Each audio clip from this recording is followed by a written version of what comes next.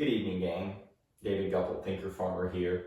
This is part 2 in the Farmer Self-Assessment video series. We're going through essentially 10 questions, so if you haven't watched part 1, go back and watch that first. And we're going to look over, essentially, these 10 questions are not a literal test as what you might take in school, but they're a way you can look yourself in the mirror and ask yourself how you measure up. And I mean, all of us are human. There's always going to be room for improvement.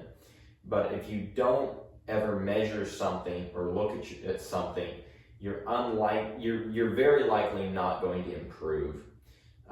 Briefly, in the previous video, we covered that one of the most fundamental things you need to look in the mirror and assess about yourself is where you spend most of your mental energy. Do you think about the things that you can change, or do you think about the things that you can't change? Are you the individual that is fearful, that is complaining, that is anxious about things that you can't control?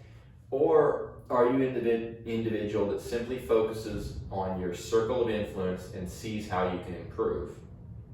So today we're going to go over points 2 and 3. And point 2 is essentially risk evaluation.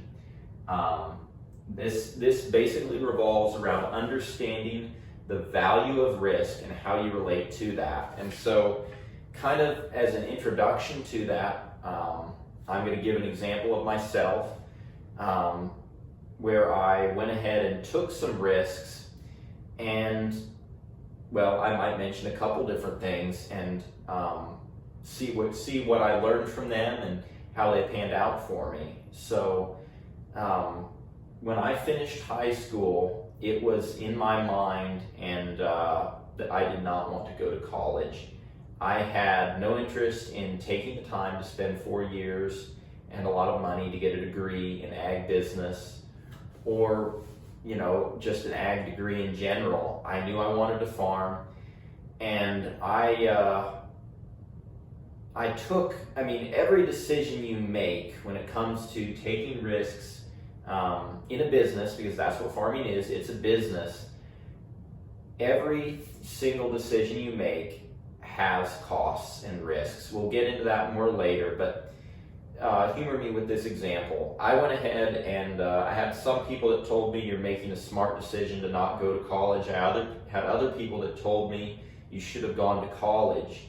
That decision, I'm 29 now, so that's been 11 years ago.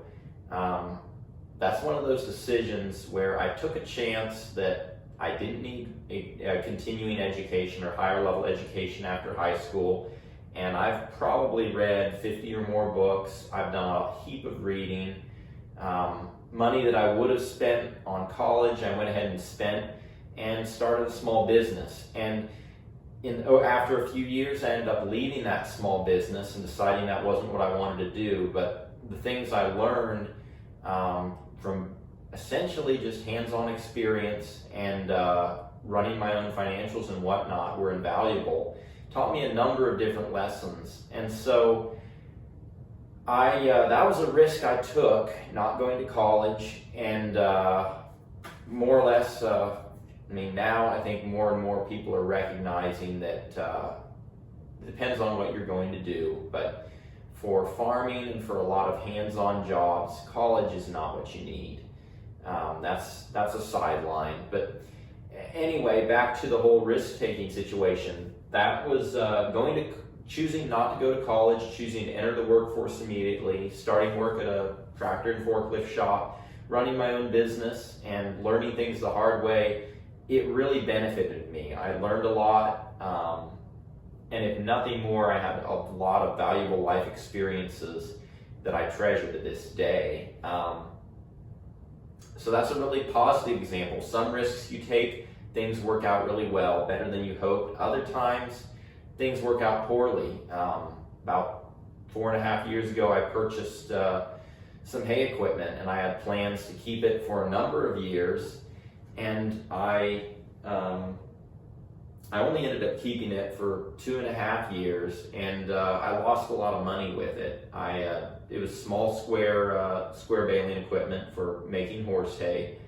I owned the equipment yeah, it was only 2.5, maybe 3 years, like I said. And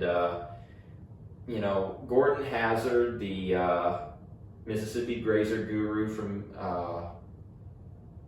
back in the, now I think he's been passed now a little over a decade, but he grew up in the Depression. He always said you need to be very conscientious about not buying things that rust, rot, and depreciate. And that's exactly what hay equipment is. It's single-use equipment. You can only really use it for putting up hay, and it wears down over time. It loses value as soon as you purchase it. And in my case, I ended up moving it a couple different times, and guess what? When a piece of equipment weighs 3 or 4 tons, you can't just pull it behind an old truck. You end up needing to get a hauler to do it for you, and those haulers have to charge in order to make their business work. And so I when I remember buying the equipment and thinking to myself, I've read Greg Judy's book where he says, don't buy tractors, don't make hay. And I thought to myself, well, I know how to make hay. I haven't learned a lot about grazing. I'm going to go ahead and do it anyway. It ought to work out. It was a bad decision, I can see in hindsight. I was taking risks that I knew from several different people that are in the grazing world. They'd say, don't do that. Buy your own hay from somebody else. Let somebody else worry about the equipment depreciation and the headache of breakdowns in the field. And that decision, it cost me some, but you know what? I learned from it. Now when Greg Judy or another guru says, don't sink your money in tractors and equipment, sink your money in livestock. You need equipment that has 4 hooves and that reproduces. And that makes a lot of sense now. And some things in life, it's best if you can learn from other people's experiences, because learning everything the hard way costs. But some things you will learn the hard way. So I don't regret so much the fact that I owned the equipment for a while. Hopefully I've learned a lesson. And I think the crucial thing is, before you go out and purchase anything, or before you go out and start your business, you need to go ahead and come up with a business plan, and you need to evaluate the risk. There's risks in everything we do. A lot of us, when you think risk, you think about your money, but your money really isn't your most important asset. Time is actually a way more important asset, because money, we can talk for different reasons. There's a lot of money out there. Time is a finite resource, and all of us only have so much of it. So you really need to think conscientiously about your time. How an individual uses their time tells you a lot about them, whether or not they carry a watch, whether or not they're punctual. There are risks in spending your time with the wrong crowd.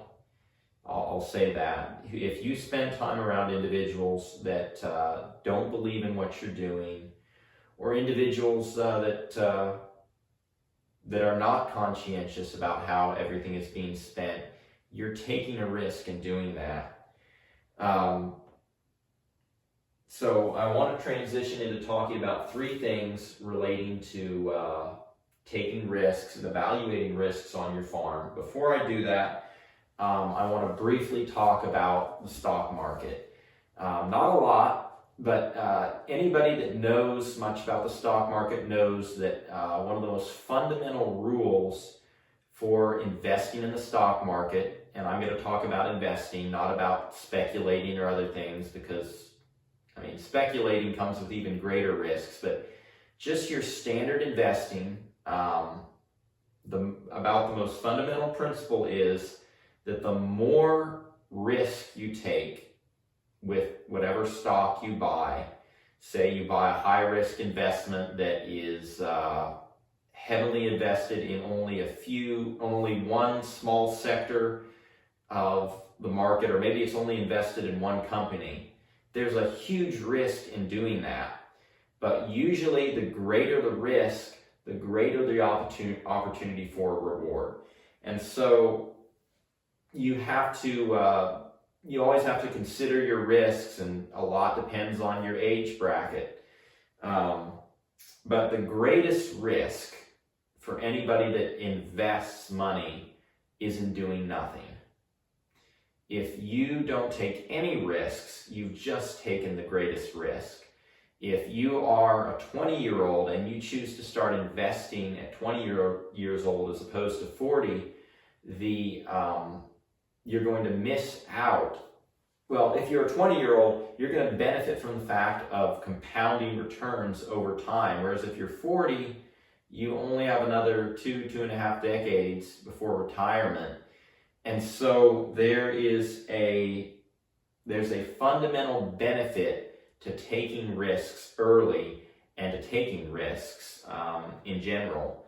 And that transitions into this first statement here: nothing ventured, nothing gained. If you never try to do anything, you will never learn anything. The way my granddad would say it is, people that never make mistakes never make anything. So you can sit down and you can fret over, should I do this, should I do that, and all the risks, and paralyze yourself. It's okay to analyze, and I encourage you to do it, because you only get so many shots in life, but you have to take some shots. You have to take some chances. If you're not taking any chances, you're not going to learn and improve. And sometimes striking out is better than just sitting on the bench. So that's the first thing, is nothing ventured, nothing gained. It's actually a quote from a very successful businessman I had the privilege of working for back in my hometown. He goes by the nickname Mountain Man. And it was something he told me. He said, "David, you have to take risks in life. The greatest risk would be to not even try at something." Second quote, this comes from a dear friend of mine, Big Dave. He always told me, "David, there are opportunity costs in every single thing you do." And what that essentially means is that you're not just looking at the risks, the potential risks of a particular business venture, or of how you're going to spend a certain amount of time or money on your farm or ranch, in the livestock that you purchase or whatnot. You've also got to weigh it against the other alternatives. Maybe you're considering stockers and you're looking at the risks and the potential gains. Well, let's say you were going to buy 100 head of stockers. Well, what would be the benefit if you bought 50 stockers, and if you went ahead and bought some sheep instead? What would be the benefit of that as opposed to all sheep? What would be the benefit of that as opposed to some coal cows, or a diversified group of animals? There's a lot of different ways of cutting up the pie, and grass farming is about managing the grass as effectively as you can.